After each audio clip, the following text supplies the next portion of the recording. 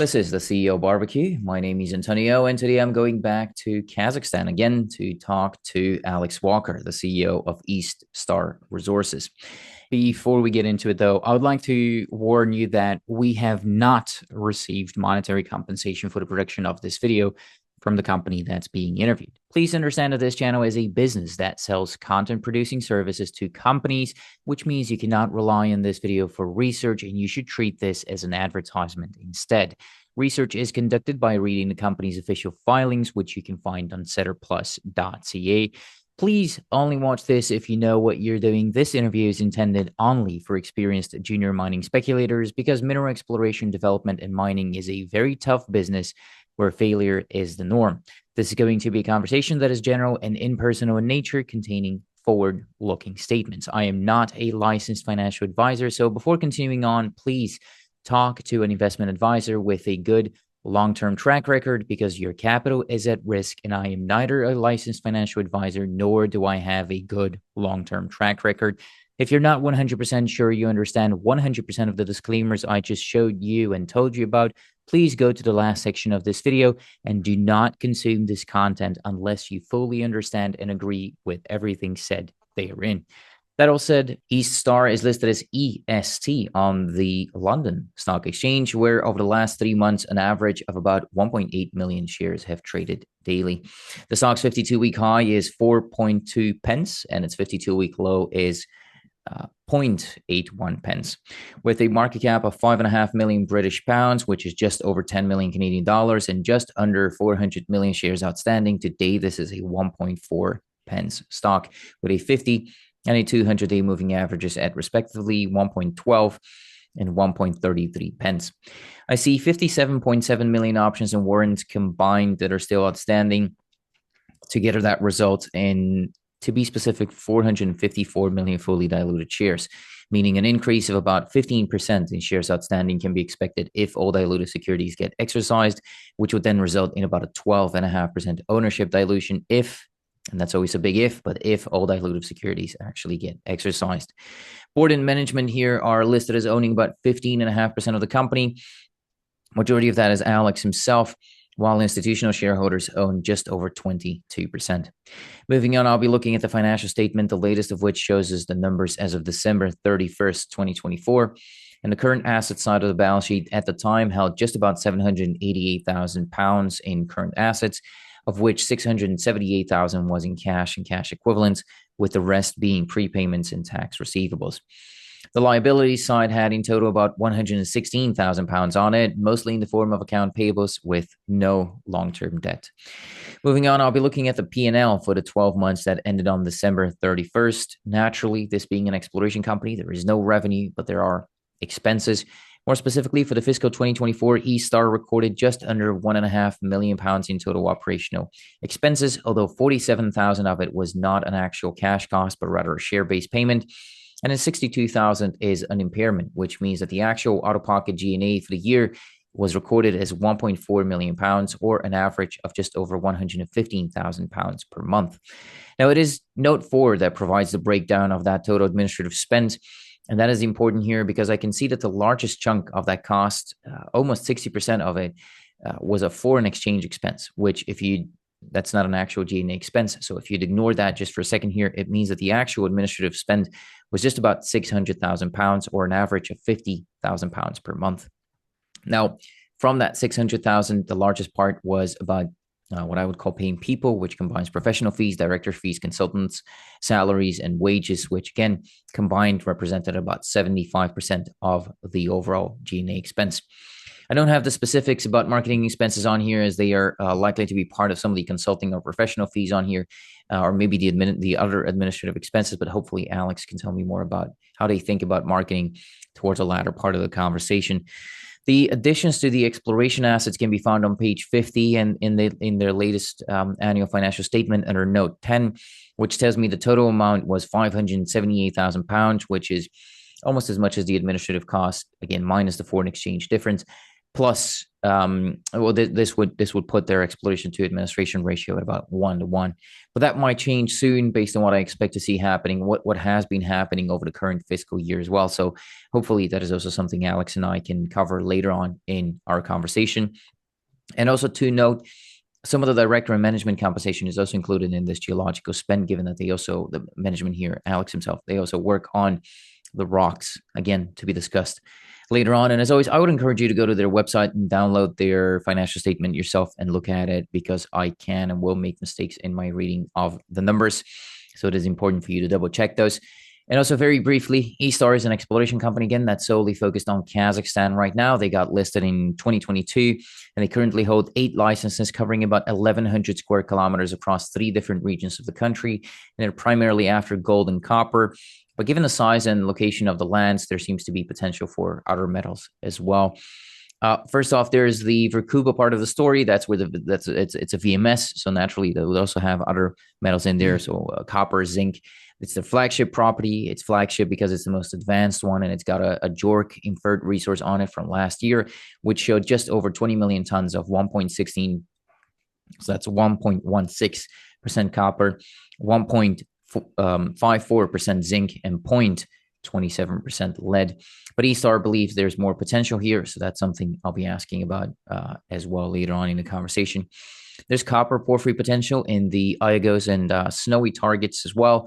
And part of the exploration there is funded by a $500,000 grant that eStar received from the BHP Explorer program, funding some of the early stage work there. But again, more about that later on. And then there's a joint venture the company has with GTech, who uses AI targeting techniques at no upfront cost to eStar to generate targets. But this is very early, so not much to be said there, although I'm hoping for an update again towards the latter part of the conversation. Now, for anything to be said in an actual conversation, I'll have to consider shutting up already at this point, and Alex, giving you the word. But first of all, thank you so much for being here. Thanks very much for having me, Antonio. That was a great introduction. Very thorough. Pleasure is all mine, of course. And it's unfortunate we couldn't do this in real life. Really, I just came back from Kazakhstan, and as far as I understand it, you're as far as I understand, you're based in Almaty, right? Yeah, that's right. A bit further south. I think you went through Astana and then over to Pavlodar. So yeah, it would have been an hour and a half on a flight for you to get down Yeah. to the ex-capital and where the lovely mountains are. Yeah. And I should have really. I mean, looking at the pictures on the way back on a plane, I'd already bemoaned my choice not to do that. But this is yeah, I mean, oh, by the way, this is something else I should have said in the intro, that you are based in Almaty. I find that important when it comes down to companies operating in, jurisdictions that are not as common. But I mean, I guess we won't be covering the jurisdiction of Kazakhstan too much in depth here, because my report from Kazakhstan does that already pretty thoroughly. But he said, Alex, I want to talk about you. Why are you the CEO? What do you think makes you the right person for this job? Well, that's a very, very far-reaching question. I mean, ultimately, I'm a founder. Hmm. And I guess, the number one thing that probably founders need for their job is passion. So, I feel like I'm the right person for the job because I'm so committed to making sure it happens. There's very little that makes you more motivated, I'd say, putting your own capital in, but having friends and family and parents and cousins and aunts and uncles that have all invested in the company is the thing that's really going to help you drive, because the last thing you want to do is lose money for them. So I'd say first and foremost, that's probably the main reason why I'm the person that's right to run the company. But it's really come off the back of what I see as once in a lifetime opportunities, and there's not too many of them out there. When we started sort of looking into Kazakhstan as a jurisdiction, there were a lot of different approaches, a lot of different places you can go when you're looking to diversify your asset base, which is what we were doing back in 2019. And, for me, Kazakhstan initially started to seem interesting. And then the more research we did, the more it stood out. One of those reasons, amongst many, one of those reasons is, what's our point of difference? What are we trying to provide to investors? And if I go to Australia or I go to Canada, then I'd probably argue that I'm not the right person for the job because there's so many unbelievably qualified, highly intelligent people in those jurisdictions who know the rocks, know how things operate. So, there's a bigger element of luck there. Whereas for me, I thought, you can come to Kazakhstan, you can use passion and business nous and understanding how things work Mm. and provide that extreme point of difference to what, we certainly feel would become, is or would become a tier one jurisdiction. And so that was, I guess the critical point of difference for me and for eStar and what we're hoping to deliver to investors. I don't think I've gotten this answer all that often, or maybe I haven't paid too much attention to it. But typically, when I get an answer here, like, why are you the right person? People start giving you their CV, which is a natural response to that answer, I guess. Your answer was like, I'm the right person because I care. And I care because I'm a founder and I've put my, a bunch of my family members in this. And that's a good answer now that I'm thinking about it. So thank you for that. Do you currently hold other positions, other companies, directors, CEOs, private, public, anything else? No, I've done bits and pieces in the past, but no, there's a private company with no assets in the UK, which I was doing as a favor. But as it stands today, no, this is my only company, only job, Hmm. only real source of income, only directorship. Interesting. So you're putting everything you've got on junior mining. That's it's a good strategy, I suppose. I own a house, but yeah, in terms of diversity, it's pretty much property and eStar shares. Hmm. Do you speak the language now that you're based there, or you're learning it? Oh my gosh, it is. I'm learning. I'm trying to learn. But I have to say that I'm not particularly naturally gifted when it comes to languages. I spent 6 months living in France and I got, I'm going to say a third of the way there. And I've been in Kazakhstan for 4 years now, and I'm probably not quite a third of the way there. It's a tremendously complex language. Hmm. I've done hundreds of days in a row of Duolingo. At the start of this year, I was doing 3 hours every single morning for about 5 weeks when we were doing quiet time, which was my biggest sort of leap up. So I can get by at restaurants and taxis, but I can't have a technical conversation as it stands today. I think that's going to take a bit more time and commitment, I'm afraid.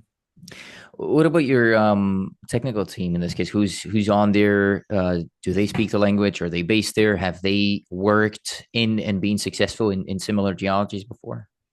Yeah, so well, maybe I could just give a breakdown of the team. Sure. So, well, specifically the technical team. So, from top to bottom, the technical director is Chris Van Wyk, and I'll give you his resume in due course. He does not speak Russian, and he's based in Perth, but his expertise in the field is pretty hard to question, which we can come to. Our exploration manager, Tremaine, he's South African, but he's been living here for 3.5 years, and his Russian is pretty good actually. He's very recently married a local, and is a brand new father. So he's pretty set here, and he's done very very well to learn the language. Everyone else in the team is Kazakh. So there's 10 of us in country, and 2 of us are expats, and the local are and everyone else is from Kazakhstan, Kazakhstani. And so there's a varying mix of, they all speak Russian fluently, some of them speak Russian and Kazakh fluently, and all of their English is pretty good. The company actually implemented a policy at the end of last year where we would pay, I said to the entire team, we'll pay for English courses, Russian courses, or Kazakh courses. So you decide what you want to learn, and we'll pay up to a certain amount. It was about 400,000 tenge, and you choose what you're going to spend time on. So even some of our local staff, instead of English, they opted actually for Kazakh, which has been really great for us because that's helpful in different parts of the country as well. Again, something that I haven't heard all that often, or something that I don't hear all that often. It's that is an interesting approach there, to kind of what do you call it, to help your staff feel at home. I'm missing a word here. I should have had more coffee before we started the conversation. But let's talk about insider incentives here. Insider Sure. ownership, as I mentioned, the overview, about 15.5% of the company is insider owned. I believe you personally at about 14 something. Yep. Is that were those shares bought in the open market? Is there a portion of that that's founder shares, financings? How did you get those shares? Yeah, so the majority, I don't have an exact breakdown for you without spending a bit of time figuring it out, but I'd say the majority is sweat equity, so founders shares, and then doing an RTO into the LSE listed entity. But I've put in terms of participating in placings from the IPO at 5p, 1.5p placing, 1.15p placing. I've put in excess of £100,000 in, which I haven't quite figured it out, but I'm pretty sure is more than my disposable income the last 4 years since we started. So there's a lot of bought shares. Buying and selling on market, as you know, is pretty difficult for investors. You need windows, and we've been going through lots of potential corporate transactions and bits and pieces, and obviously lots of field work. So it's always tough to find a window that gives you access to on market purchasing, unfortunately. How much money have you raised since you started the company? We raised um, we raised about 550,000 US dollars before we listed it on the London Stock Exchange. The IPO was 3.2 million pounds, and the company had already had some capital in it. I think probably about £1 million at the time. And then since then, we've done two raisings for just over £1 million, £1 million each. So three, four, five, Six. six. Yeah. Yeah, thereabouts. Yeah. Okay. Yeah. So Um, roughly our market cap, actually. yeah.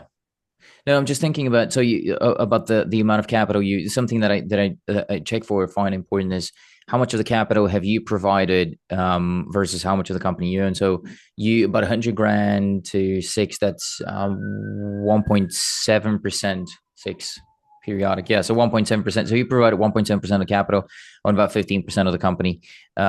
Again, trying to see how aligned you are with shareholders. So this is where I'm coming from. What is the plan to keep buying more? Is the plan to keep participating in financings and buying the open market? I mean, obviously subject to personal capital. I mean, you can have a look at my salary. I don't pay myself an exorbitant amount. Hmm. My company doesn't cover private school fees or, for international schools in Kazakhstan, or rent or anything else for that matter. So, living here is very much our expense. I participate as best I can. The last couple of capital raisings, I think I put in 30 or 35,000 pounds into the last raise, Mhm. but it wasn't pro rata. So, the reality is for me is it's very difficult for me to stand my ground at let's call it 15%. It's a bit under than that in any future raisings. I try as best I can, but still have to feed the family. So need to be sensible about these things. Do you or any of your colleagues personally own a royalty on any of these projects? No, Okay. How there are is no royalties on any of the projects. Full none at stop. all?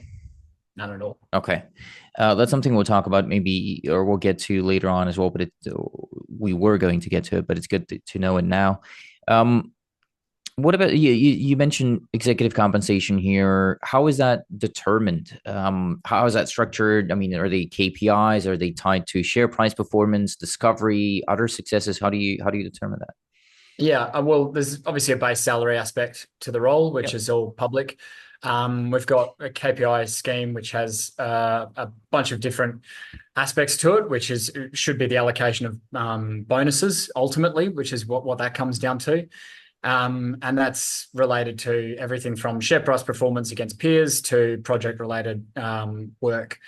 Uh, I have reached all of those milestones from a performance based, other than the share price one, the last couple of years, and I've forgone every single bonus that's allocated to me because I don't like taking money out of the company. So even though I have hit and would have earned milestones for bonuses, I've never actually received one. Hmm. Is that something that you think is going to change in the future?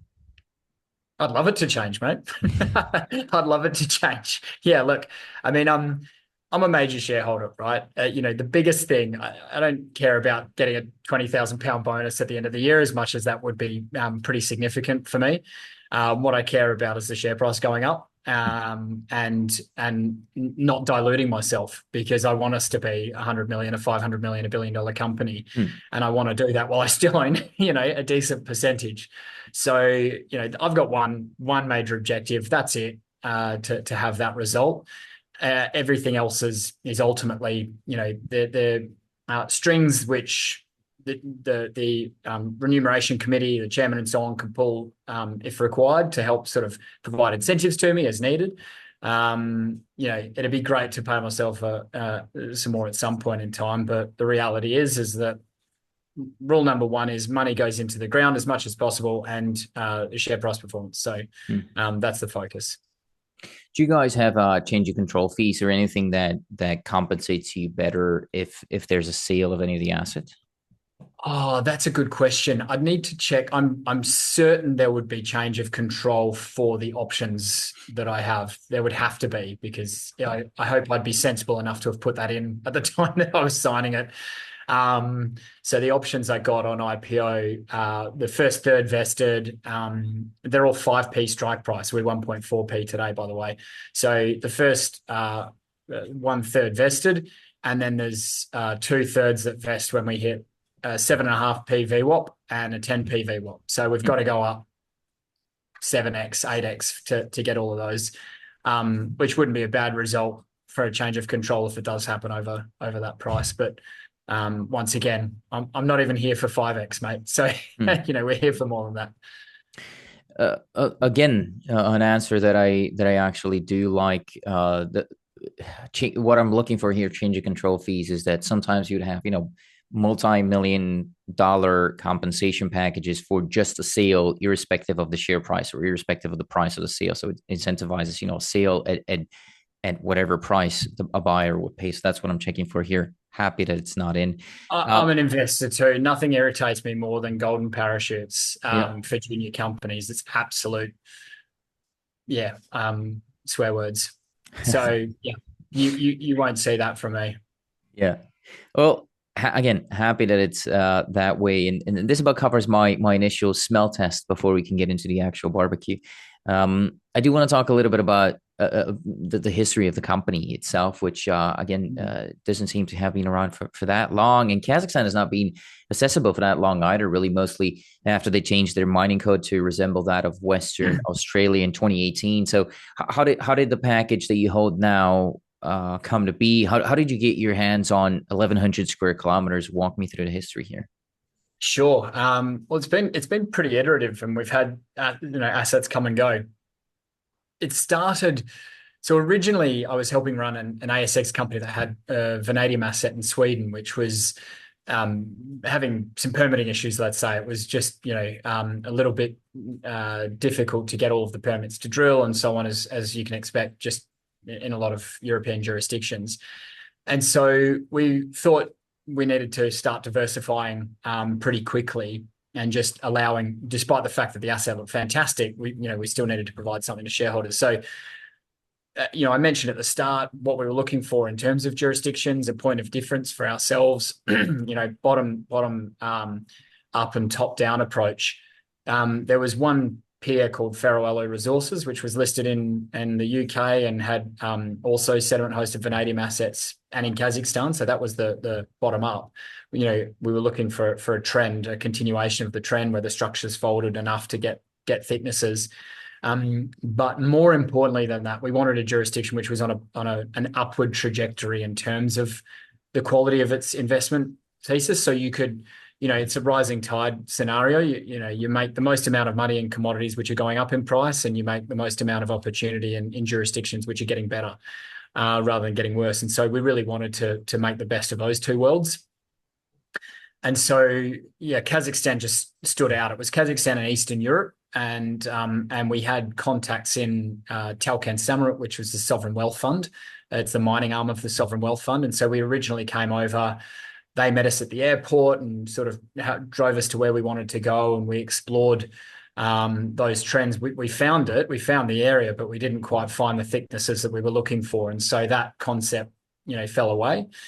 But then we spent a couple of days with Talkan in their offices and started looking through what they had in their portfolio, and just started to get really excited about the jurisdiction. So we came another 5 times here in 2019. We reviewed about 150 different projects. We tried negotiating on some. It's a very different mentality to very liquid markets like Canada and Australia when it comes to assets. You can horse trade and swap for shares and do all these kinds of things really easily in those jurisdictions. But in Kazakhstan, cash is king. And so it's a lot harder to strike farm-in style deals or whatever the case may be. And also just doing due diligence is a significant process, digitizing data and so on. So building that pretty substantial database and realizing which belts we wanted to be in and which areas and how we wanted to get started, we ended up applying for licenses with Talcan. So they were our first 4 licenses. We're in an 80-20 joint venture where we had to spend it was $1.7 million US per license before they would become a contributing partner. Mm-hmm. And we pegged 4 licenses, 2 in the truly orogenic gold belt and 2 in the east region of Kazakhstan. And part of that, big part of that was geological, but a big part of that was infrastructure as well. We knew of the operations there, we knew mills were hungry and so on. And so, for a small company looking to achieve big things, first and foremost for us was low economic threshold for development. Initially we thought coming in and finding a porphyry is all well and good. But, when the stock market's soft, often they don't want to fund that high cost of exploration. Whereas if we have exploration success in infrastructure-rich regions, you've got a really low capex to development potentially. So that's what drove that initial strategy. And I'm hoping I answered your question. Yes. So the history of the company here is a part of the answer to the question. I was also thinking about the history of the asset themselves, as in historic work, trenches, exploration pits, sure. historic drilling. What's happened there?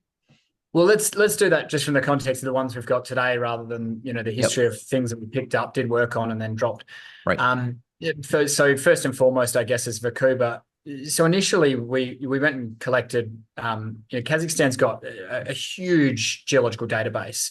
The Soviets did a crazy amount of work here, but it's not all easy to get and readily available and digitized and all that kind of stuff. So you need to kind of, when you first arrive, figure out the system, understand how to collect that data and digitize it. And again, it's iterative. For example, you start with the 1 to 200,000 K maps and some reports that are like copper deposits of Kazakhstan, and it refers to stuff in this region. And then you've got this map and it says there's maybe a deposit in this rough area. And so you think, well, that's quite good. Now, we were early, so we were able to apply for lots of licenses, but also lots of areas hadn't been released at the time. So when we first started applying, it probably would have been something like 10% of the entire 2.65 million square kilometers of Kazakhstan was available to apply for. And now it's like 75, 80%. So, you had to be selective as well. So we were going through that. We kind of knew that there were deposits in this region. Rulika and Verkhuba were 2 of them, but we didn't know exactly where they were. Then you collect some more reports, the 1 to 50,000 scale maps, and the ones that show the drill results, and then you put all those drill results and you digitize those. And then you look for the clusters, and then where they cluster heavy, then you zoom in on that, and then you collect all that data. And that's in essence what we did for Verkhuba. We did this. Okay, there's a big cluster of drilling over here. Let's zoom in. Okay, well, it's next to a town called Verkhuba, so it's probably the right place. And then we basically digitized all of that data, handed it to an independent, which at the time we used ANC Consulting out of Perth, not least of which they had a Russian-speaking resource geologist there who obviously means you can hand them all the independent data as well, and he can verify our digitization work and our translation work, and said, should we spend any money on this? Is this anything worth talking about publicly? And he came back with a pretty emphatic yes for that, wrote a report, put some optimized pit shells, which was probably a bit early for that, but regardless, it was nice to have, and some basic economics. And so we started going after Verkhuba. More recently, same thing with the Rulika area. We're in the process of that at the moment. But same concept, finding, digitizing data. It's a long process. and you can still always dig out more data. You literally need to go to KazGeoInform in Usk-Gorsk, send someone in there, they write down page numbers and look for reports and open boxes of folders and stuff, and then say, well, we want these ones digitized.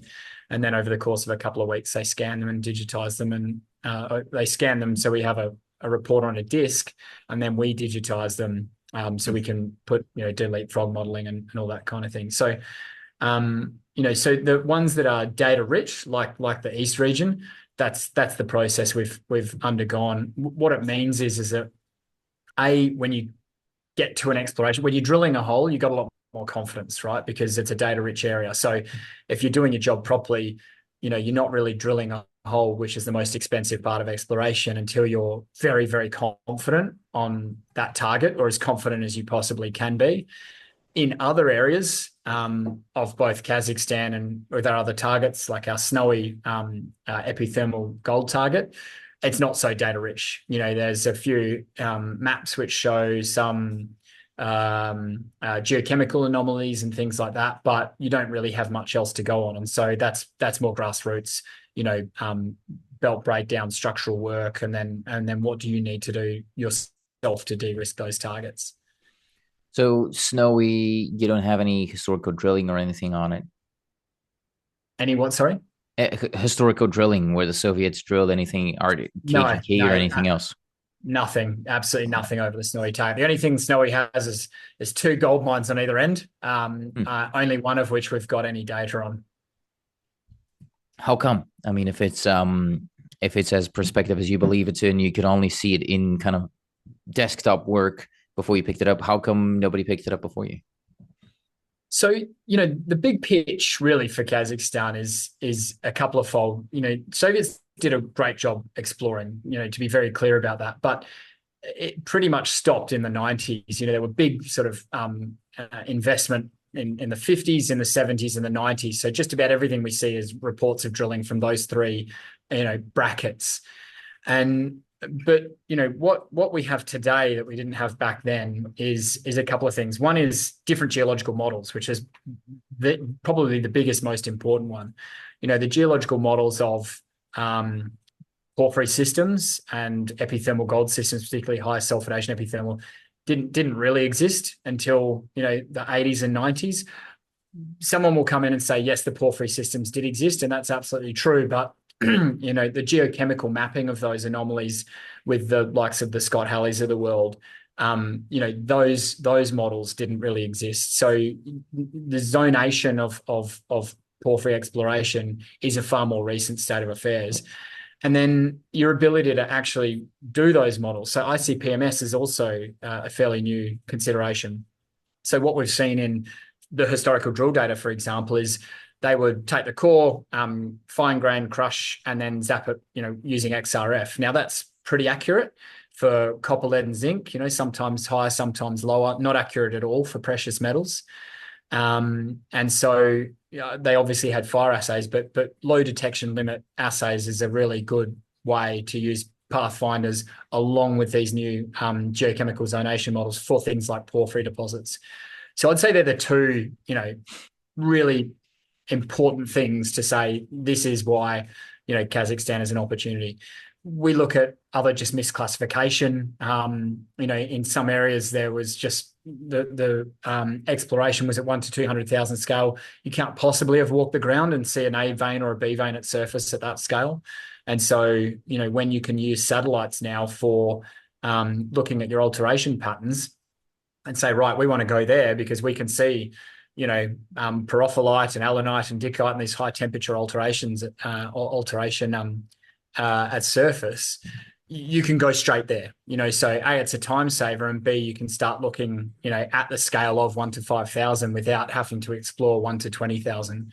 So that's another huge benefit of today versus the 70s, 80s, and 90s, and really I want to say 90s, but not 90s. 90, because obviously the dissolution of the Soviet Empire happened in 1990, 1991. Right. We'll talk about some of the specifics of those projects later on as well. But now that I'm listening to you, I'm thinking three large concessions, three strategies, three different geologies, essentially, in a market cap of translated to Canadian about 10 million Canadian dollars. How do you deal with that? What's the process of making it work while not having too large of an opportunity cost, but also not not missing out on anything? You do miss out on stuff. I mean, in 5 years' time, we'll be chatting about Kazakhstan and all of the companies that have just made an absolute mozza here. We see things all the time that we would love to spend more time on doing due diligence on, and money and so on and so forth. But anything that comes across our desk needs to pass the threshold, which is it better than what we already have? And if the answer is no, well, then even though it might be fantastic, it doesn't mean we can't do it, because we don't have the resources to do everything that we want to do. So that's the first answer to that question. The second answer is, really, it was at the start of the BHP Explore program last year that we went, okay, we need more of a holistic strategy on what we're trying to achieve here. For me, being a business-related mining investor rather than a geologist, I look at risk reward of investment, and we mentioned before, things like porphyries can be quite expensive to drill out. And so even though that's often the sort of targeting which investors like in a good market, I was there in London with SolGold when they were 1.5p, and everyone went, geez, this is fantastic. And they had a discovery. They had their 1,000 meters at over 1% copper. It was absolutely outstanding. And so they'd already discovered the porphyry, and they couldn't raise a cracker at the time, because you said, people would say, well, you've $10 million today, you'll be back for another 10 million tomorrow. So that kind of resonated and resonates in my head. And I'm not poo-pooing the strategy. I'm just saying sometimes it works, sometimes it doesn't work. So for me, I wanted a mixture. I wanted a low economic threshold for development, which is two things. One, the sorts of deposits that give you crazy grades, which are VMS deposits. And the other one is infrastructure-led exploration. So if you find something, in the East region, if you found a 3 million ton deposit, you could make money out of it, because you'd just be digging it up and trucking it to one of the plants. So for me, that was an important part of a strategy for a junior company. Now it's a balance of, we've got a deposit, we've got really nice exploration targets, both in VMS and epithermal gold. And now we need to allocate our resources accordingly to de-risking all of them accordingly. We need to provide the big upside, but we've also got a cornerstone asset, which we think, there are absolutely no critical red flags for today, and desperately needs money to advance it. And so we need to balance that up as a board and a management team to make sure we allocate our capital appropriately. Do you want to remain an exploration company, though? Is that the best approach for a nascent exploration jurisdiction like Kazakhstan? Is what I'm thinking about. As in, do you want to systematically explore it all yourself, or would you be looking for a JV partner and looking to generate income that way? Where do you see it going over the next couple of years? Yeah, the answer is all of the above. When I was doing my Masters of Mineral Economics in Perth at Curtin, and one of the units, I can't remember which one, but we were writing reports on various companies, and I was writing my report on basically the business plan for Independence Group, IGO, out of Australia. And I've always loved the majority of their history. No company gets it right 100% of the time, but just the way they started. They farmed out to Anglo really early on in the piece. They had huge land packages and farmed out something, ended up with 30% of a monster. And then, their main job was just to keep hold of that. And what they needed to do was get the size and the quality to be able to defend that 30%, raise the capital and participate in the construction and so on. And then that was their cornerstone asset to build a multi-billion-dollar mining company. And I've loved that. I've always loved that story. So I'll happily own 30% of anything that either someone else is carrying into production, or has the scale of massive takeover potential, or whatever the case may be. We're currently in a jurisdiction where I can pick up more assets that I really like the look of tomorrow. So if the opportunity for partnership or divestment or carry on a development presents itself with the right valuation on a decision tree, then we'll jump at that. I'm super happy to jump at that. And I think, we're trying to provide that optionality for our shareholders as well. That's kind of the intent with progressing things and hopefully getting something to the point that someone will give us a fair value for that asset, for a percentage of that asset. So yeah, that's absolutely in our strategy. Yeah. And that's all of the assets that you have right now, or is it one specific asset where you're like, over Verkhuba, I want to advance myself, and then Snow, we'd look for a partner because it's, maybe a porphyry target, so it needs more. Like, how do you look at that? It's case by case. The answer is yes, it's all of them, because nothing should ever not be for sale.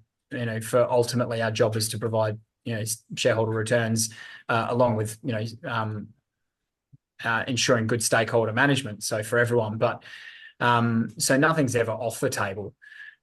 Of course, internally, there's ways that I would like to see that play out.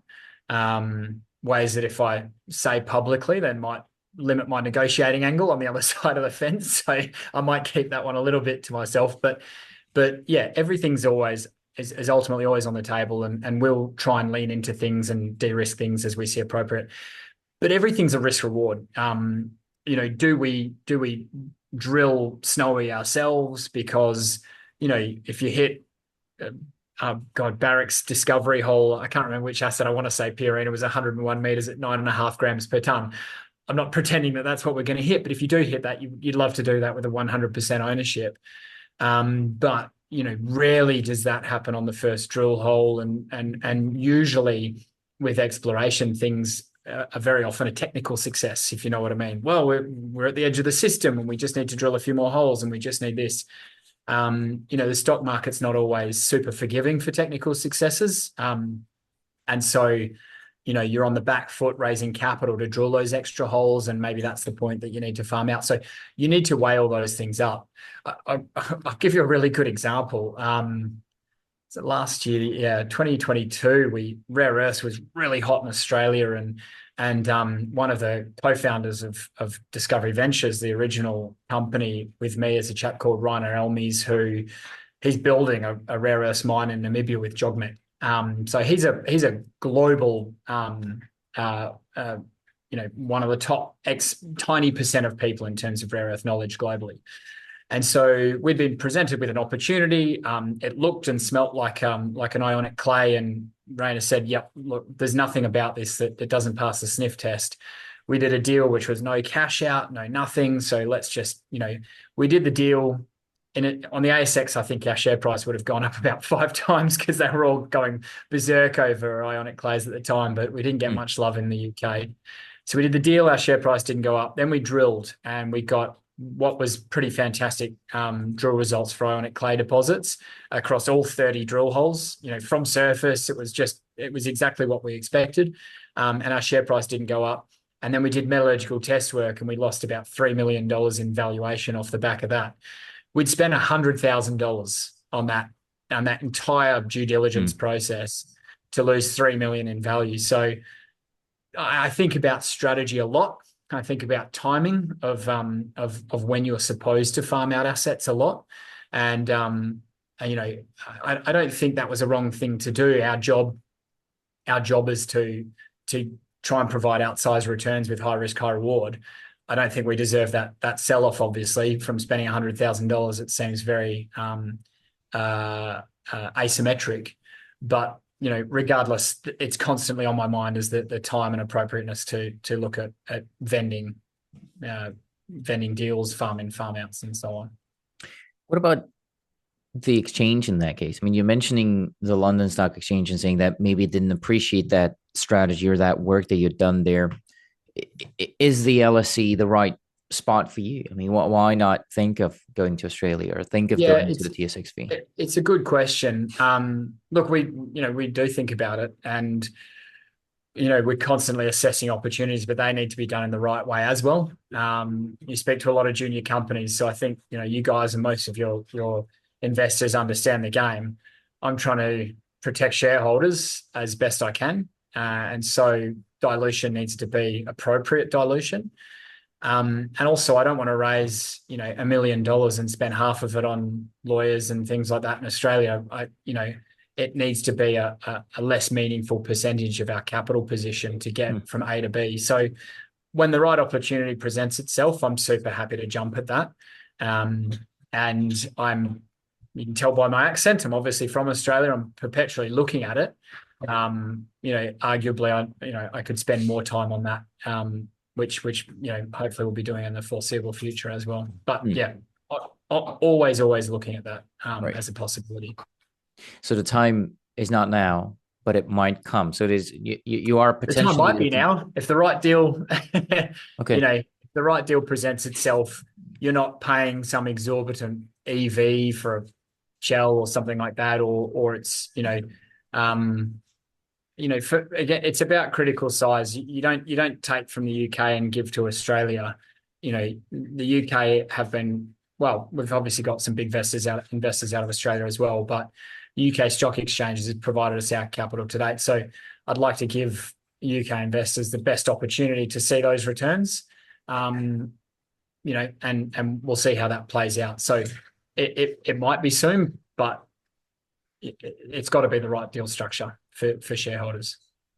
Let's maybe talk about what the right time not in terms of weeks or days or months or whatever, what the right time in the company or in the stage of development that the projects might be. And this will also get us talking more specifically about the projects. I want to kick it off with Verkhuba because it's your flagship here. You've just published a JORC resource on the VMS. And I understand that anything you tell me here will be forward looking, but how much bigger could it get from here on out? What's your internal target estimate? Oh, yeah. Well, there's a couple of things about Verkhuba. So firstly, the Verkhuba deposit itself is only about let's say 20% roughly of the entire trend. So it's held in this unit called the Losishinskoye Suite. And when you look at, the drilling that I can show you, the drilling that we were digitizing and have digitized continues way west of the target area. It goes south of the town of Verkhuba, just south of the town, and then up to east back into our license area where it hits a deposit called Pokrovskoye. Pokrovskoye was mined up until about 1979 and was running at, I can't remember the specifics. It'll be in our reports, but it was something like 15% copper, 18% zinc, 15% lead. So it was crazy grades.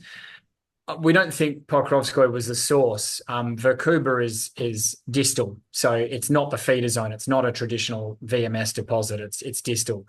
So we need to ask ourselves, well, there's two aspects to that. One is the Verkhuba deposit is only a small percentage of the entire deposit.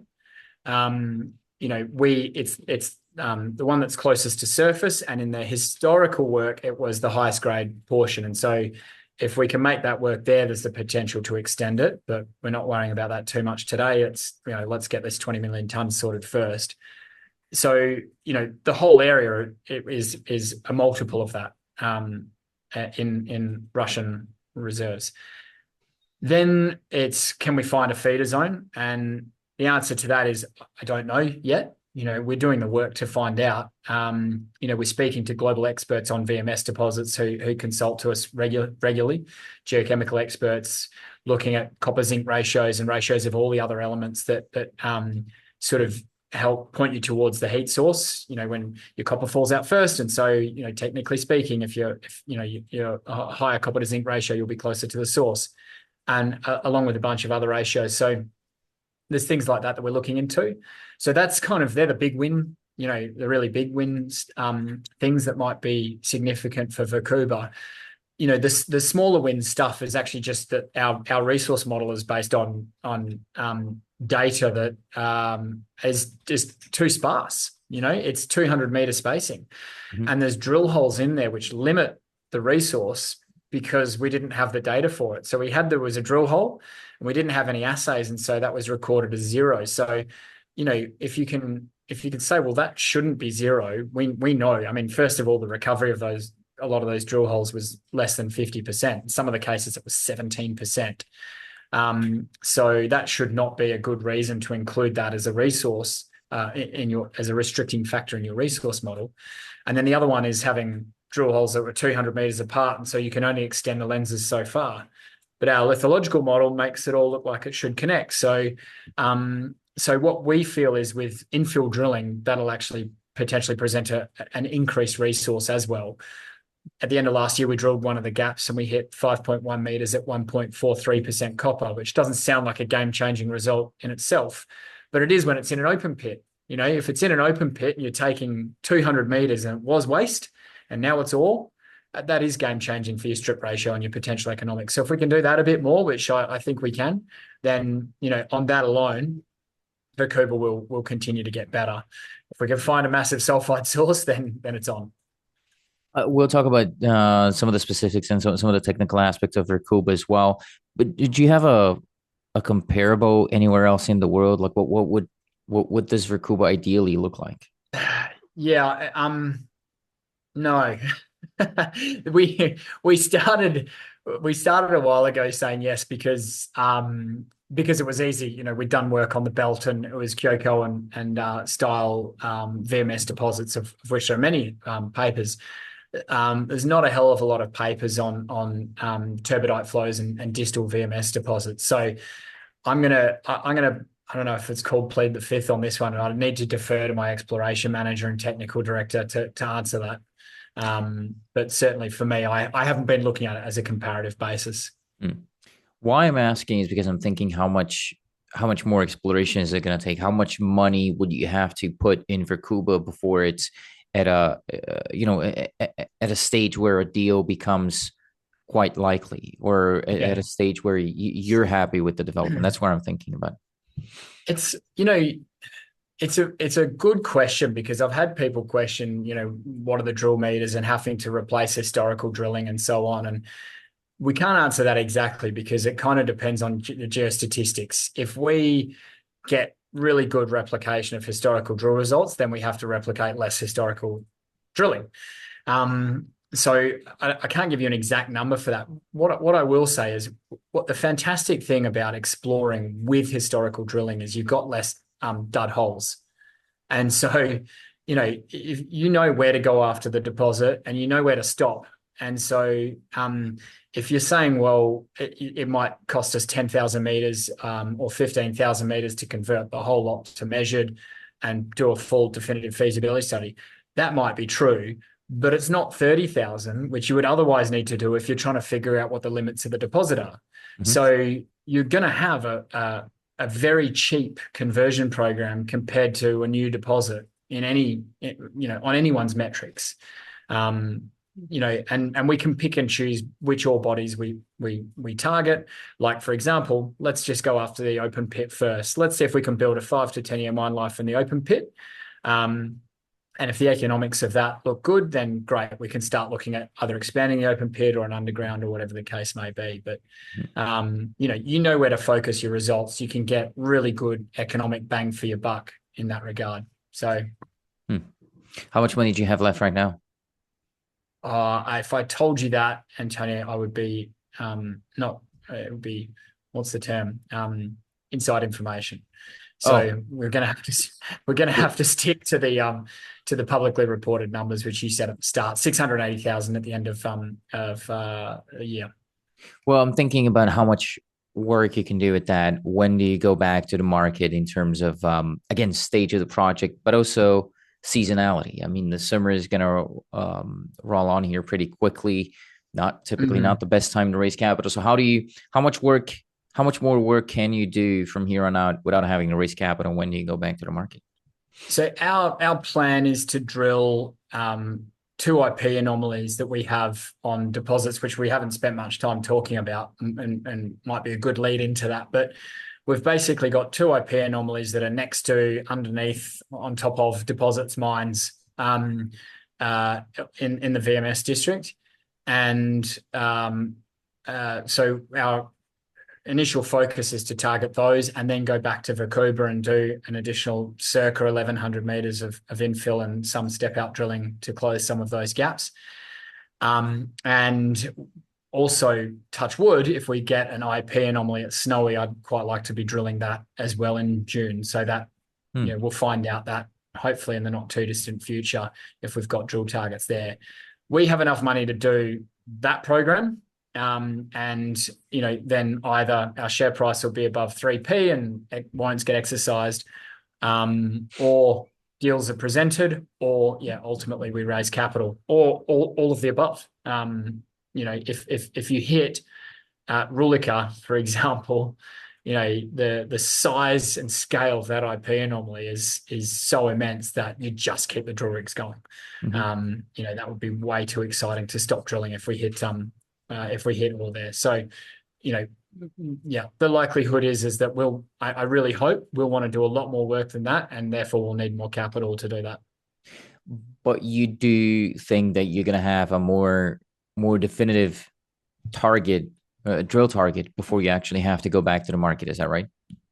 No, we have the drill targets. We know exactly. I mean, my exploration manager's been out the last 2 days putting the pegs in the ground, writing, the azimuth and size and decline of the hole. So, we know exactly where we want to drill. We're literally just getting the drill rigs ready to mobilize, and we'll be out there. So that'll be, any time in the very near future. Okay. With the exception, sorry, just to be clear, with the exception of Snowy. Yeah. That's for Rulika, Talovskoy, Verkhuba, of course. Snowy, we'll be doing an IP survey first. If that gives us targets, then we'll know. So, and you have enough money to do that IP at Snowy, right? Yeah. That's, okay, It's paid for, I think. Yeah. Okay. Well, talk to me about Verkhuba again, the targets there. How or why did you choose the targets that you have right now as opposed to something else? How did the targets come to be? Well, instead of saying Verkhuba, I'll expand that out to the east region, because Verkhuba is one deposit, if that's all right.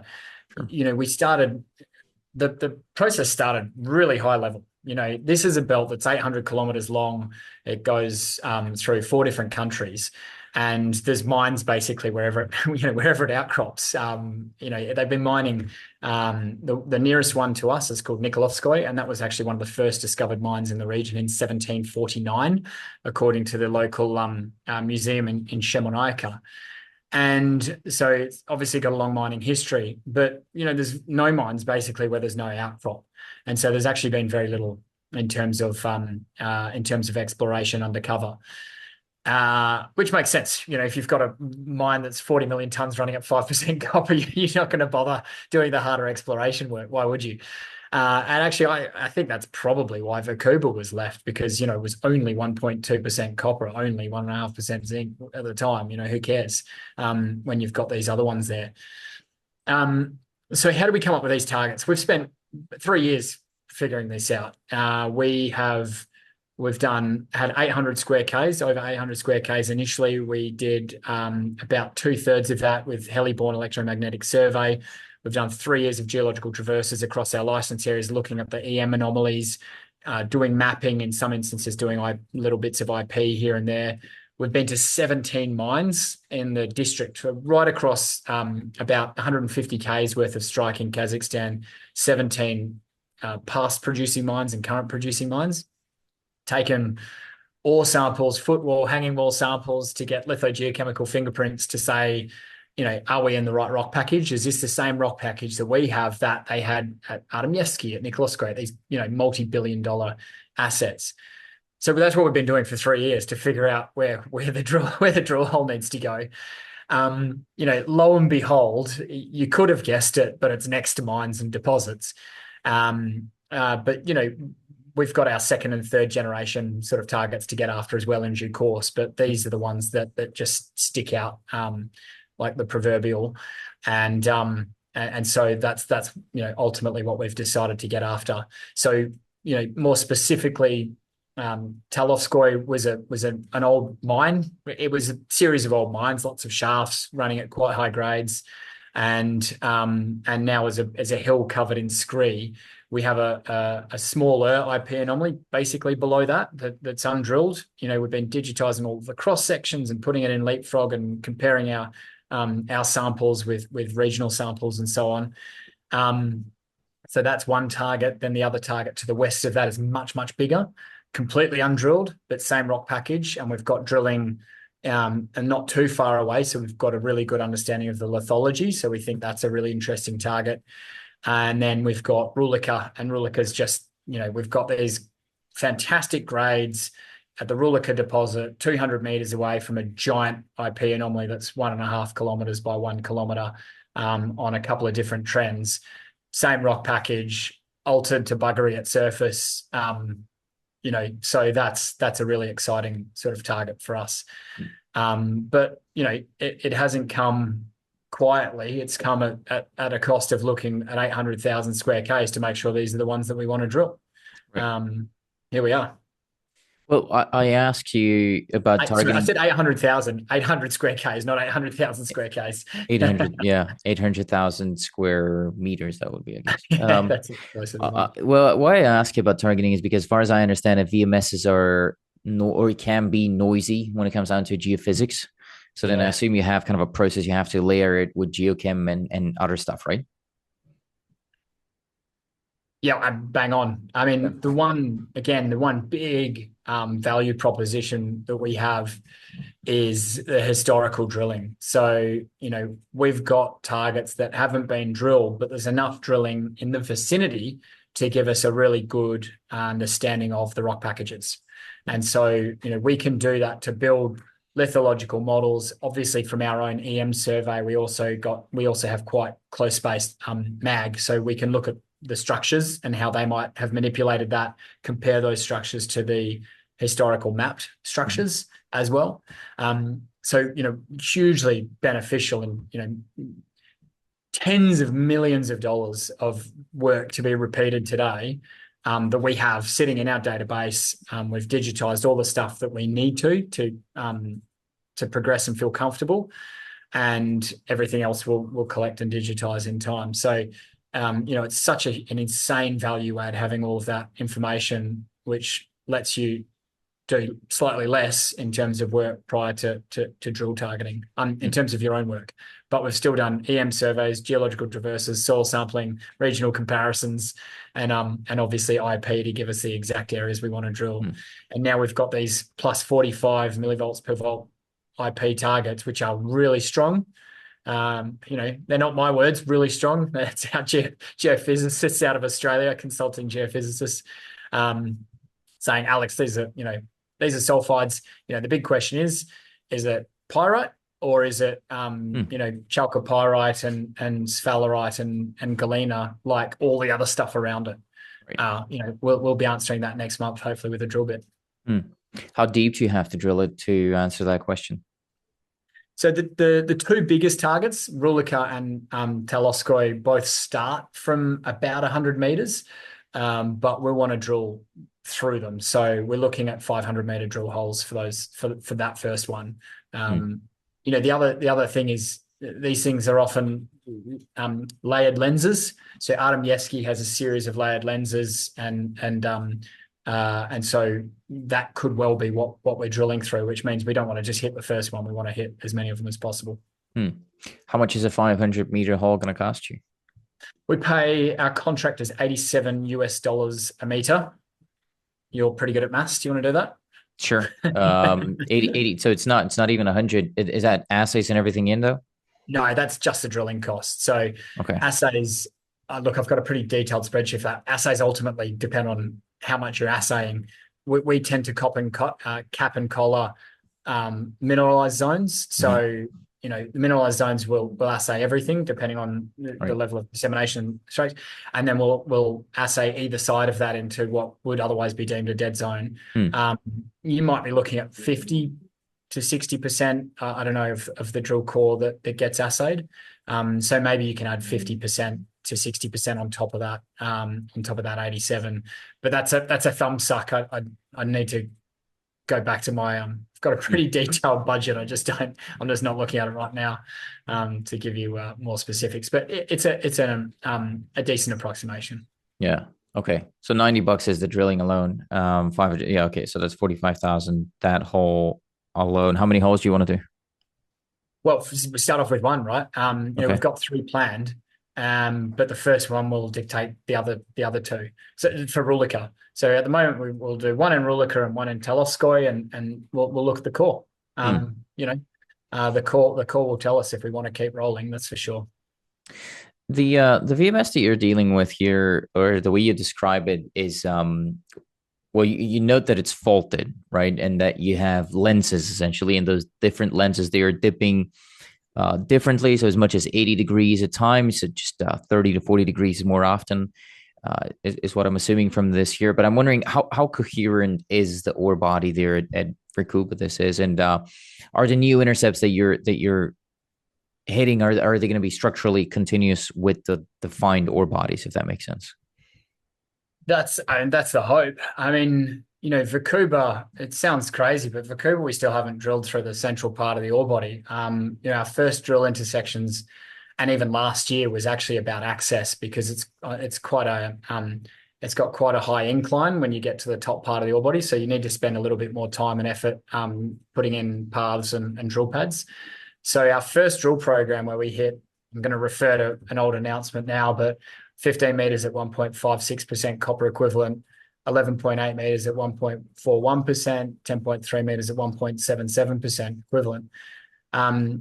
They were areas that was sort of the starting process of rolling out a 10-hole program through the deposit. So that was actually just the early part, not the central part of the deposit. So we haven't even drilled the best in terms of historical results part of that deposit yet. We are expecting to do that this season. So that's the next step. Forgive me, Antonio, I forgot the premise of the question. Well, I'm thinking about how coherent the ore body there is, and whether, Hang yep. on. Yeah. So what we've found is those historical results were very coherent. So we were pretty happy with those. Variance in grades, absolutely, but as expected, but also variance in not a lot of variance in the lithology. So we were happy with the work on our digitization. What we are hoping is to make them more coherent than they are in the current resource model, because as I kind of said before, the lithology connects, but the ore lenses don't, and that's not because of the geology, that's because of a lack of data. So I would say relatively coherent, but we're hoping to make them more so. And every intersection, even if it's a meter at a couple of percent copper, and little lenses here and there, every single time we hit something like that, that converts a section from waste to ore and changes the economics. So what just trying to think if there's a good model I can show you. I could probably send you something, a graphic to put up here. Sure. But you can basically see the pit, the optimized pit shell as it stands today, and the vast majority of the ore, is a nice flat series of lenses that sit at the base of that pit with some other lenses a little bit higher. They're the ones that we hope to expand as well. You say the grades vary. How much do they vary? How much of a challenge do you think grade variability is going to be? How much do they vary? Well, this is always a question on what's a twin hole, really. How close of proximity do you have to be? If you were choosing the closest hole to all of our historical drill results, then the variability is up to about 30%, sometimes more. Mm-hmm. I would say on average, I don't want to get the number wrong. I would say on average, it's a little bit below the percentage of the historical results, but the thicknesses were often greater. So, Right. yeah, so we need to kind of see how that plays out. I need to make the point here.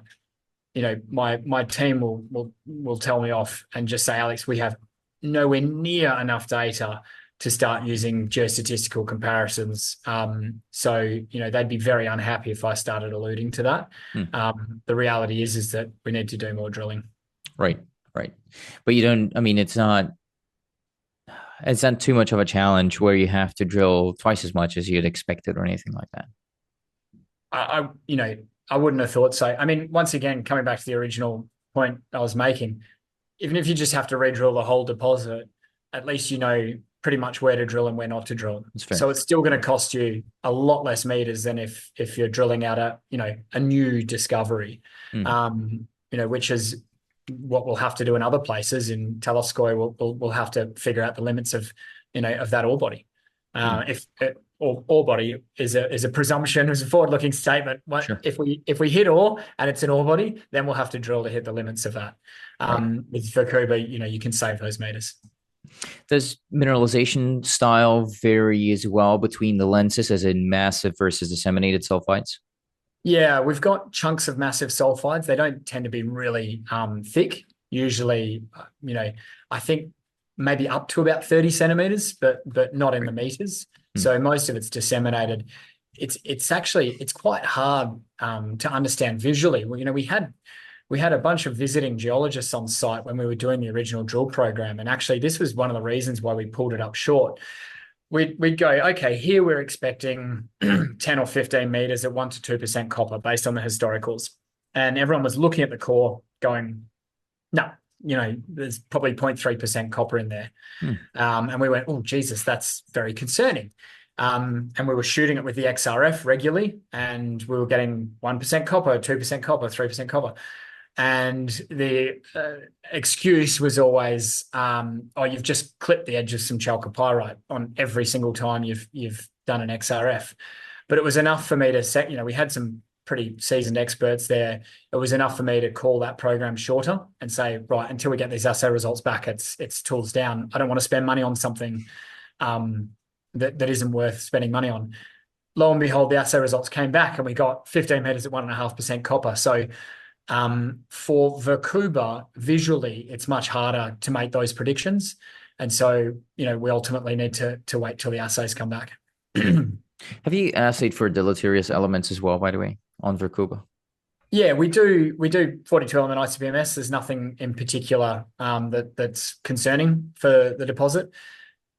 Really interestingly, so Verkhuba actually had a technical economic assessment done, which is basically a feasibility study, a Soviet feasibility study. So it's called a TO. And there was one of those done in the 90s, 1990 to be precise. So they looked at everything from mine plans to recoveries. They did bulk testing of 5 different parts of the deposit, and that was the entire trend. So 2 within our Verkhuba deposit proper, and then 3 in other parts of the extended anomaly, which I mentioned earlier. And they got recoveries, into the 90s on copper just from straight up flotation, and 70s and 80s on zinc and lead, again from flotation. No big deleterious elements. So we've actually got, once again, all of these things which should provide you your red flags. If you're doing just a red flag analysis, what is going to stop this project? So far, nothing's going to stop the project. It doesn't mean, definitively nothing. Economics still need to come out, and that's going to be subject to drilling. But there's been a lot of work done historically with no red flags on this project to say that it can't be processed efficiently. There's nothing that's going to come up and poison the environment or anything like that, as it stands today. So we're super comfortable. I mean, the second we get a red flag, we will pause and figure out if that's fixable. But until then, this is a very much an asset with considerable value. When are you going to do some met work, either new zones or redo some of the ones that were in that TO? Yeah, we've planned that for this year. So I'd quite like to do just some initial float work. I'd looked into doing pre-concentration, and we'd started the process of that. As it turned out, we needed to destroy core to do it. Steiner had a facility here that we could run core through, but we weren't willing to destroy our limited core to get the results of that.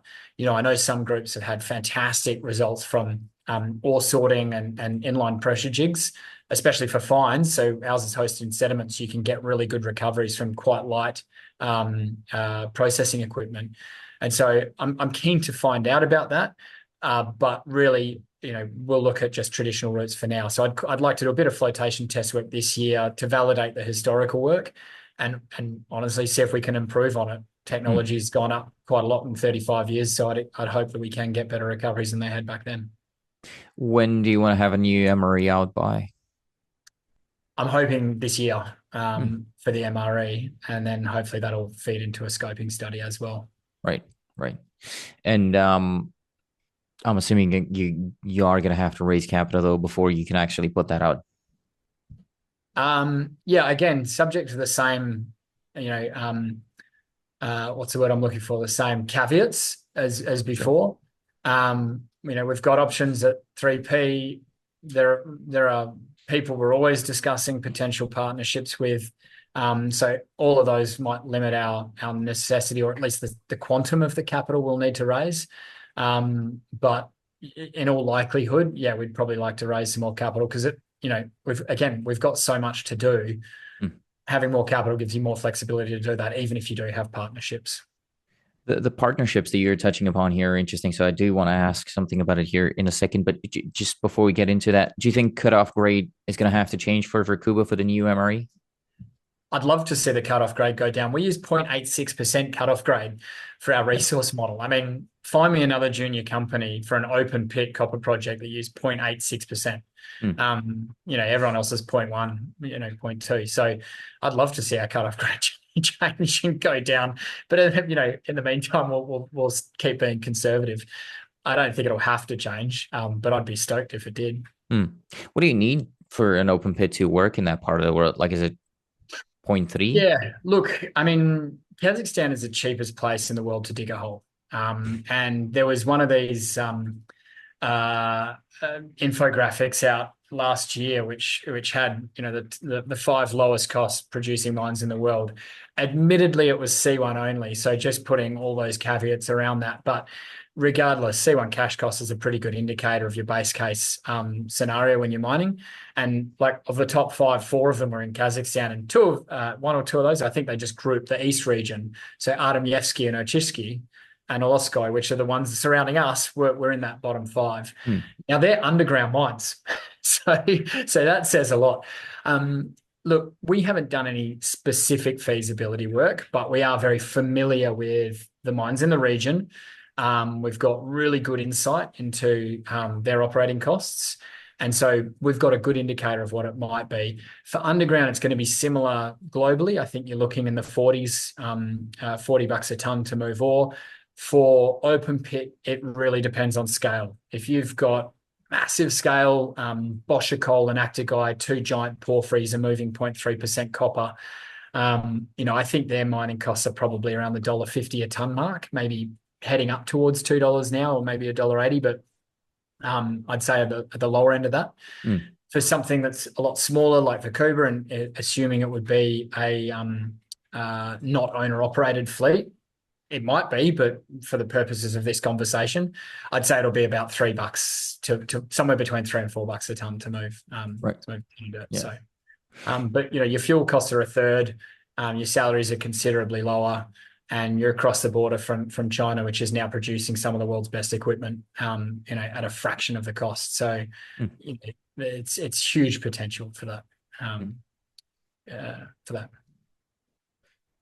Talk to me more about that partnership potential here. I mean, you mentioned this in your presentation that I've got here with me.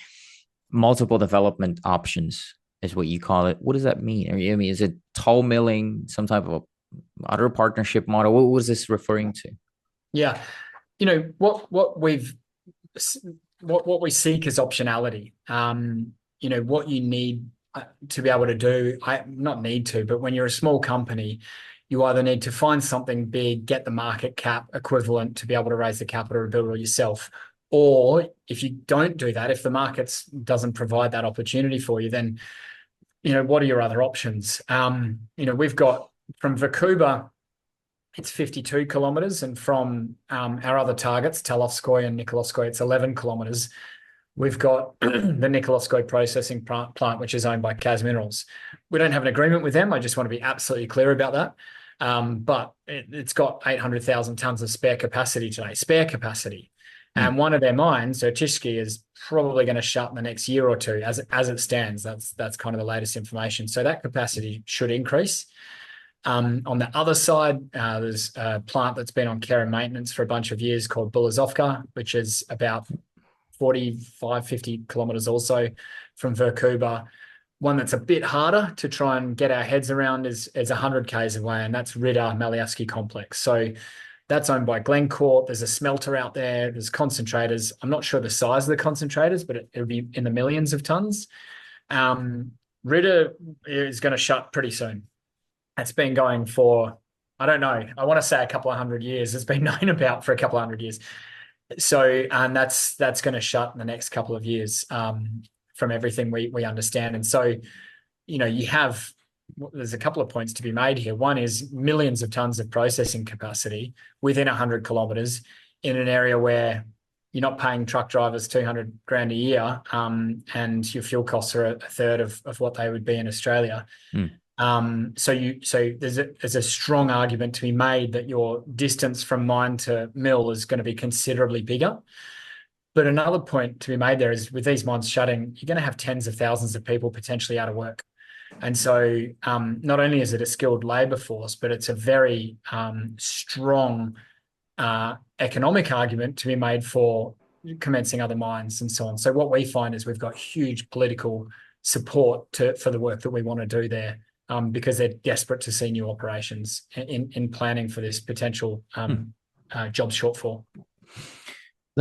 I think that's an underrated aspect of a lot of jurisdictions having those people readily available and not too expensive either, in a world that's moving more and more towards shortages of labor. So above ground risk is that's one of many aspects of above ground risk.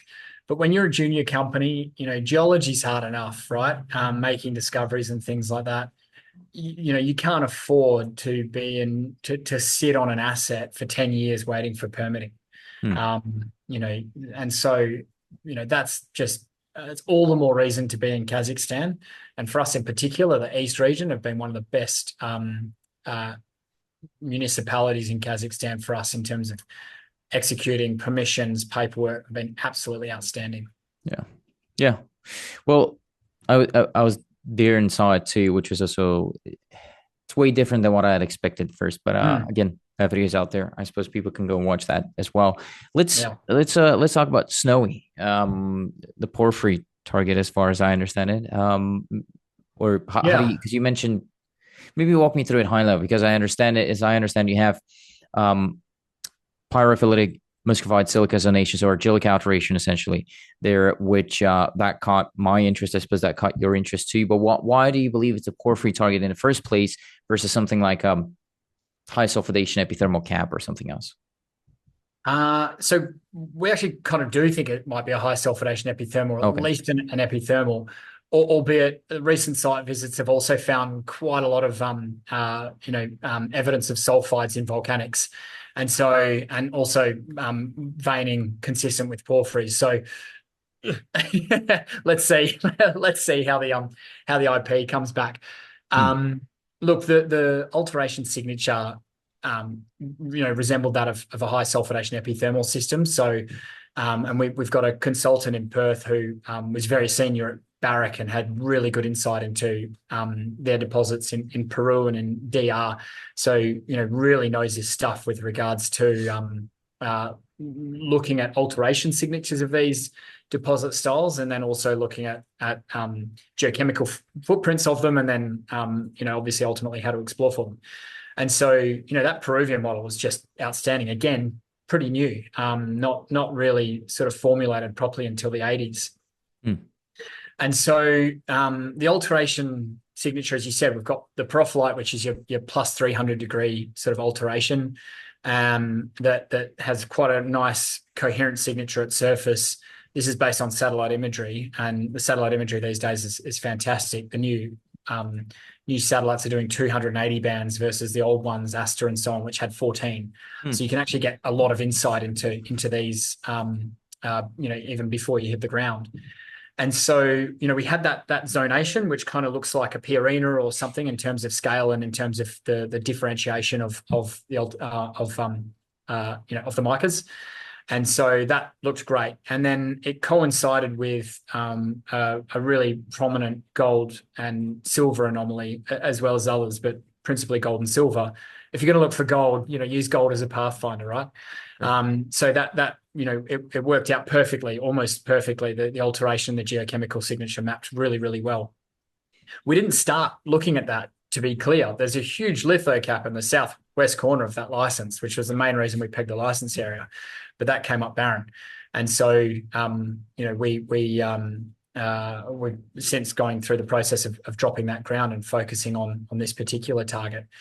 And then you do more work. You have a look at, what else is around and what historical data can you find and so on. And, on the satellite imagery, you can see, and the guys went to site last year and they walked through the pit to the west of the anomaly, which we've got no data on, but it's really obvious. It's a big, artisanal pit. Anyone can see it from a satellite.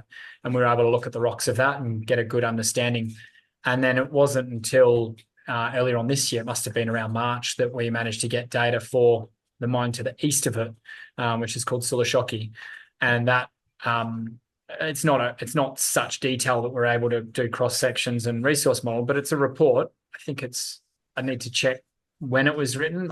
I want to say the 70s, but I'd need to check that.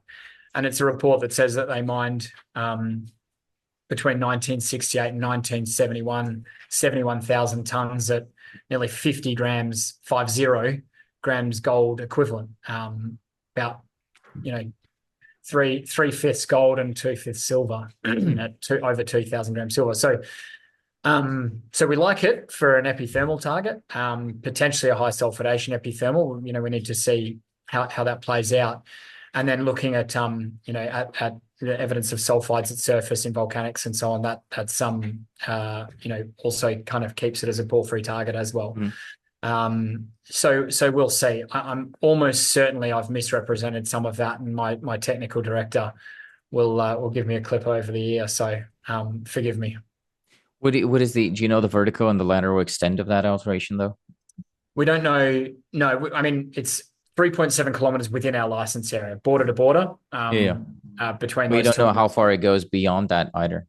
No, because we've only done the geochemical sampling up until our border. Sure. The alteration kind of peters out and finishes to the east on that Sulashoki pit, and to the west a little bit past the other pit. So it's probably about 5 kilometers for the alteration signature in total.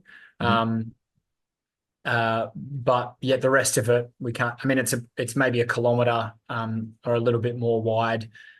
Yeah, we'll see. We don't really know the depth of the target yet. Again, the IP survey, hopefully, we touch wood, will give us a drill target. Right. What's the thesis and what's controlling mineralization here at Snowy though? Oh, I'm going to defer. Okay, that's fair. I'll definitely defer to my technical director for that one. Maybe we'll do an interview with your technical director as well once you've drilled zero, done some more work on there. That would be that'll be good as well. Suppose it's too early to ask you about potential scale here either. I mean, how big could this thing get? I mean, look, it's a 3.7 kilometer long anomaly within our license area. The main deposit at in the Dominican Republic at Pueblo Viejo is 1,500 meters, and that's a 19 million ounce deposit. That's not all of the 19, but that's the main deposit. I feel ridiculous speculating those sorts of numbers. So, yeah, we could have a really high grade, but smaller deposit sitting below that anomaly somewhere, and it's another Sulashoki, for example. And I'll take that. I'll take a 50-gram gold deposit happily. I'd rather a 15 or 20 million ton deposit, but it'd be crazy to speculate. The footprint is there. It could be the latter. It's a beautiful target to go after.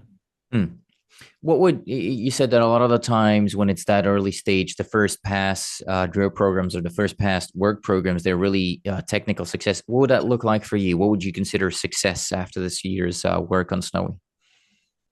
Yeah, again, I mean, I know what I want to see. And ultimately, it's up for, I want to see the discovery hole that Barrick had. I want to see the 101 meters at 9.5 grams per ton gold. Notwithstanding a properly economic intersection, then that's really up for the technical boffins to tell me what the plan is. they're going to say, Alex, we've clipped the edge of the system. We're getting these grades, but we've clearly missed it.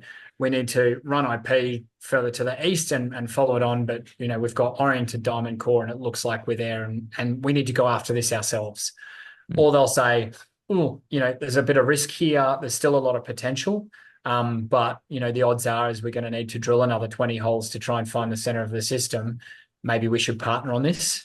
That's really a conversation for, to be had. I'm not going to profess to know exactly how that conversation goes. Ultimately, they need to convince me that it's worth spending more money on, and I need to convince myself that's how we should allocate shareholder funds, in the appropriate risk reward scenario. And then I need to convince shareholders. So, it's a process. Yeah.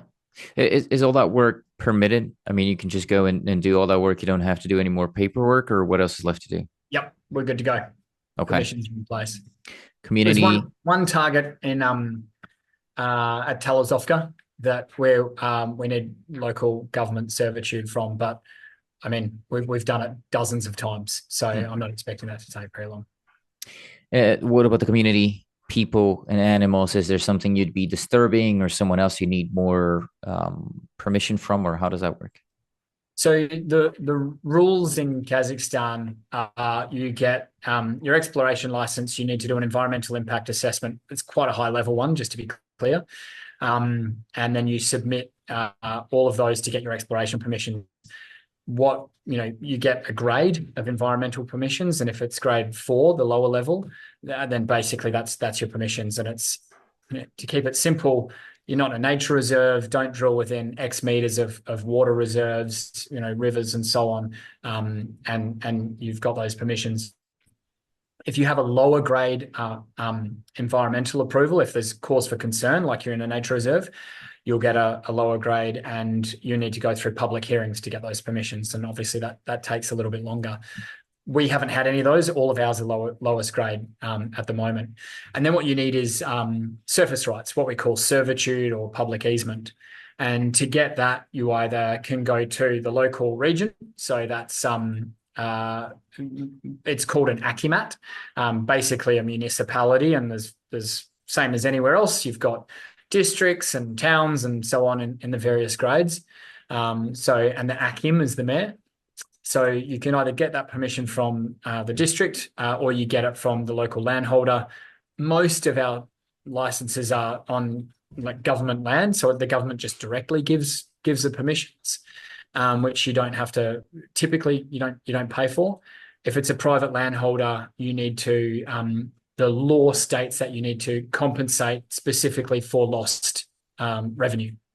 So ultimately, you need to come up with a number with the local landholder if you are using land that is otherwise productive in some fashion. So that's the way the law is laid out.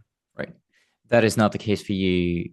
On some of it is, yeah. We've got loads of agreements with private landholders in the East region.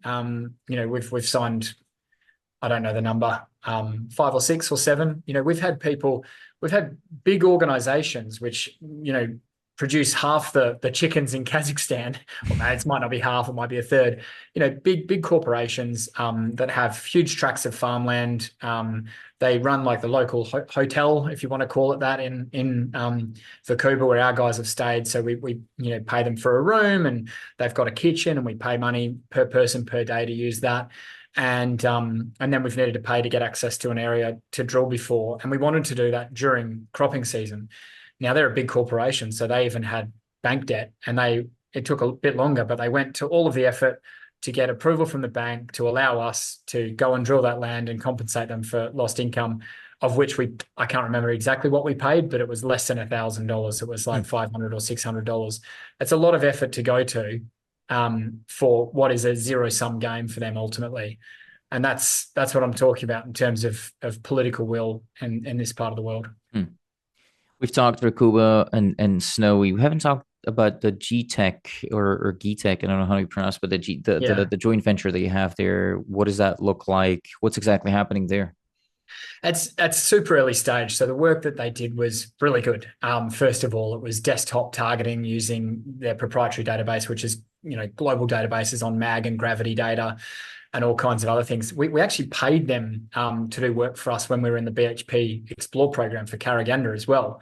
So that was separate to the set hosted copper stuff, but we liked the work that they were doing so much that we gave them, all of the database that we had, which is 1 to 200,000 scale geological maps and tons and dozens of reports, and using their proprietary data set to give us a full belt breakdown for our mineral systems analysis for the porphyry belt. So we love the work that they did. The reality is that for us, set hosted copper, again, when you're a junior company, is harder to fund. Ideally you want a partner for that. So until we can find a partner, we're not progressing that aggressively. And if we can find a partner, well, we know what to go after. But for us, I don't think the stock market gives us much credit for pegging, 1,000 square kilometers of said basin. So that's been a board decision to say that's not how we want to allocate our limited capital today. If we're sitting on a lot more capital in 6 months' time because we've hit 20 meters of massive sulfides or something like that at Rulika, well then, hey, we can allocate a percentage of it to that strategy to start doing it ourselves. Is marketing going to be something that you're going to be allocating more capital toward, and how have you been thinking about that? Again, looking through your financials, there's no detailed breakdown of how much money went into marketing, but how much money would you typically spend on marketing, and is that going to change now in the near future? So we use an IR/PR agency which help with our internal marketing, so announcements, LinkedIn and X posts and things like that. They're superstars, and we pay, I don't know, $2 to $3 grand a month on that in some kind of variance. Marketing's a tough one for junior companies, and I think you can spend a lot of money on it and have no success. You can spend a lot of money on it and have lots of success. We trialed something last year. We were paying for marketing and various agencies, and we paid Twitter people a little bit here and there, and tried to figure out what would work. And none of it was a silver bullet. And everyone, you said it yourself, Antonio, you said there are no silver bullets. The best silver bullet you can do is producing outstanding drill results. What you want is exposure when you do hit those results, so enough people are looking at the screen. So, we've got a few thousand followers on LinkedIn, and I don't know how many on X, to be honest, but I'd say the exposure's there. What I found was that paying had no positive result on what I considered were good drill results. Only certain things, like when we'd said we'd been approached with offers for Verkhuba, did that change the share price? And so I actually think that we've got good eyes on East Star at the moment. I'm all for spending more money on marketing if there's genuine bang for buck. And we need to find platforms maybe like yours, which give us the right kind of investors to reach out to. But actually what we really need to do is just continue to do what we've been doing. And that is, demonstrating value in assets, and touch wood, making new discoveries, because we can keep de-risking Verkhuba, and Verkhuba has a valuation many, many, many multiples times our market cap, certainly today from a risk valuation perspective. You don't have to believe me. Cavendish put a research report out on it, and they gave us a 4p price target just for Verkhuba, 5p for the company. I hope that 5p has increased, because since then we've announced information on Snowy and on Rulika, on Talazovka, so that should be higher. But anyway, so there is such a huge discount to inherent value there. We just need to get the results which really garner the excitement of public markets. And, I think that could happen in the next couple of months. So what kind of budget have you set for the whole year to spend on marketing? At the moment, I have no additional budget for marketing in my current budget. What about total G&A? I mean, I mentioned when you take out the currency exchange, which is relatively large. When you take that out, it's about 50 grand a month. What are you budgeting for this year, or was about 50 grand a month last fiscal year? Yeah, so it's going to be similar. It might be up. I was going to say it might be up because we've increased staff salaries in Kazakhstan, but actually the exchange rate has counteracted that. So it's pretty much break even for Kazakh salaries. So I would say it's going to be exactly the same. We're taking on one or two new staff members in Kaz, but they're not meaningful salaries in the grand scheme of things. Mhm. It's to the tune of, it'll change that G&A by 20 grand over the course of a year. Right. So yeah, it'll be pretty similar. The G&A breakdown is always a funny one. It's like, how much salary do you allocate to exploration versus G&A and so on? So you're kind of plucking numbers in a lot of it. Mm. And then the other thing is just what can get allocated. So the Kazakhstan tax laws are really intriguing, to say the least. It's almost cash-based accounting, and so what you find is that sometimes you have to spend money on what's exploration, but can't be put in exploration because of Kazakh tax laws, or you end up paying 20% withholding tax and 12% VAT. So there's a few little things like that. But honestly, that's around the edges. What was with the it was a relatively large expense for the exchange rate. How come? Why was it that big? Last year wasn't what Oh, is as big? I want to ask. I want you to come back and ask me once I've consulted my accountants again, because uh, you know, from what I can remember, it was basically a differential between, again, this is cash-based accounting and accrual-based accounting. The one thing we have is that the Kazakh currency fluctuates considerably. So it might be 20% difference from the start of the year to the end of the year. And if Mm. you've spent, $1 million, that's 200 grand. So it's all about when you record that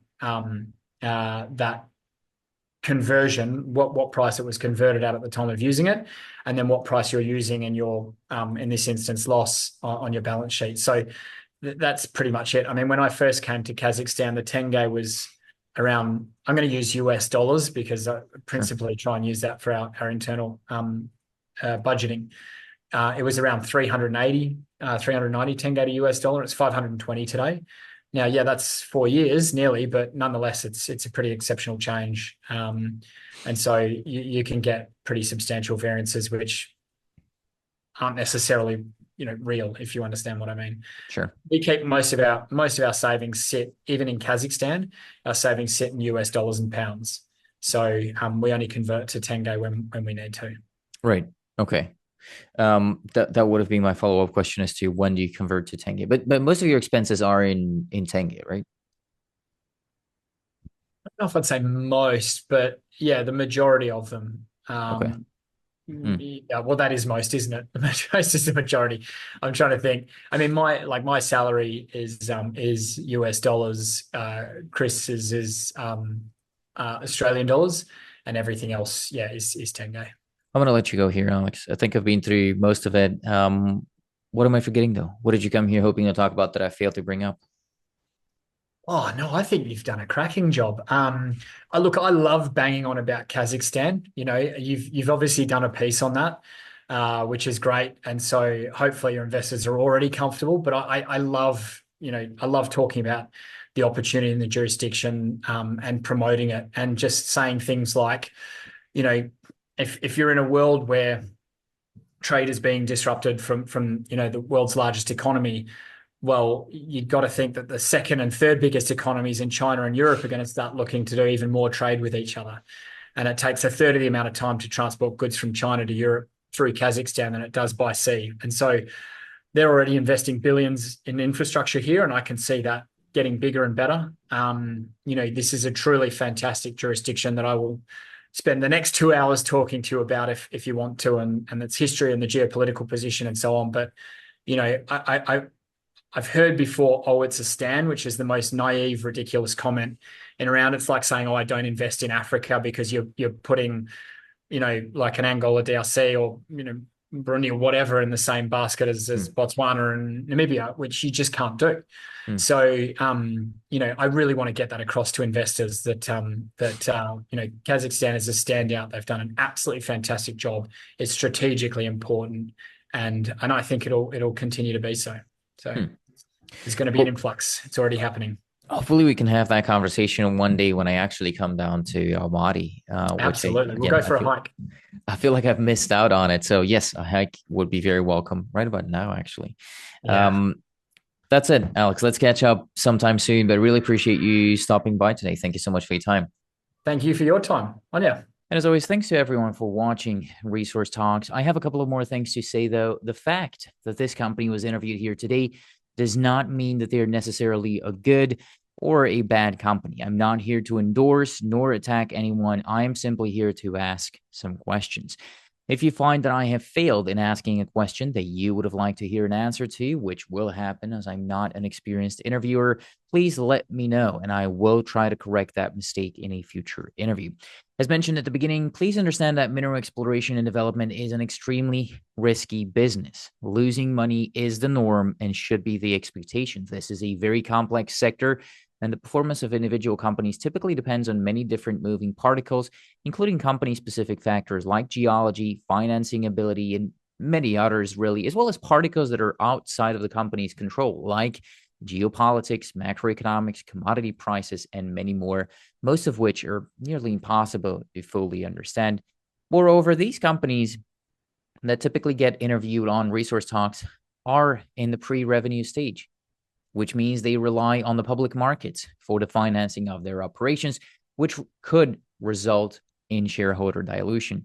Furthermore, as a general rule of thumb, you'll be better off understanding that all company communications online, albeit this interview or their website and their presentation and their social media accounts, or even the social media accounts which you thought were your friends and then told you about a stock, everything really that these companies do is intended as marketing.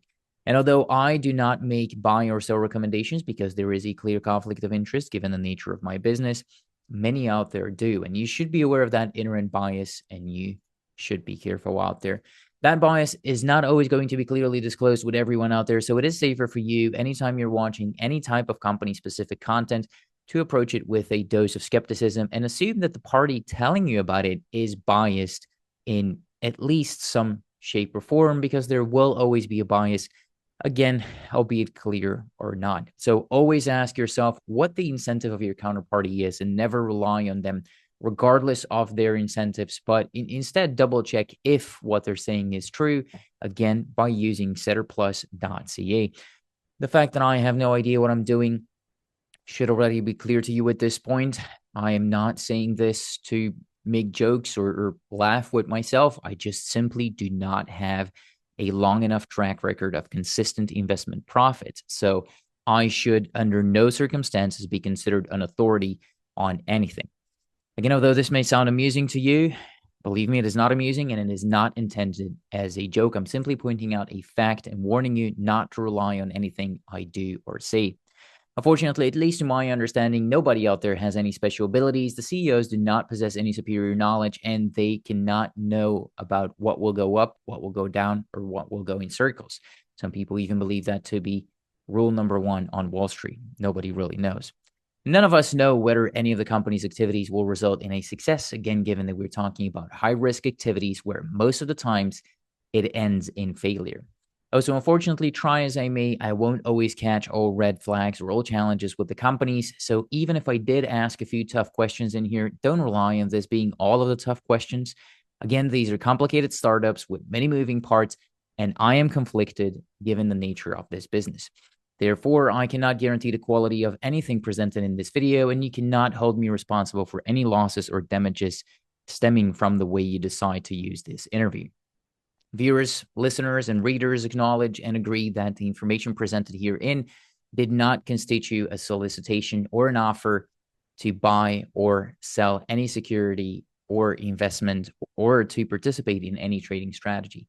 Resource Talks and all parties involved in the management of the business strictly disclaim any and all liability for losses and or damages, whether direct, indirect, special, or consequential, or other consequences, however so caused, arising out of any use or reproduction of the content published by Resource Talks or any decision made or action taken in reliance upon it. By consuming this content, all consumers vow to release Resource Talks and all parties involved in the management of the business from all claims, proceedings, or consequences. This is all to say, I know it's a lot of lawyer talk, but this is all to say that you shouldn't blindly trust me or anybody on the internet, and you should do your own research. Once again, social media is meant for entertainment. It is setterplus.ca where you do your research. That's where you'll find a company's official filings, and I encourage you to read and analyze the management information circular, the financial statements, the management discussion and analysis, and whenever available, the NI 43-101 technical documents. If you don't understand everything in those documents, the chances of you losing money are even higher than they normally are in this space. And as mentioned earlier, the chances of even the best analysts in this sector losing money are extremely high, since this is venture capital and it is not for everybody. I'll leave you with one of Charlie Munger's quotes, which I wish I had listened to more often earlier on, which says, quote, "If you don't understand it, don't do it."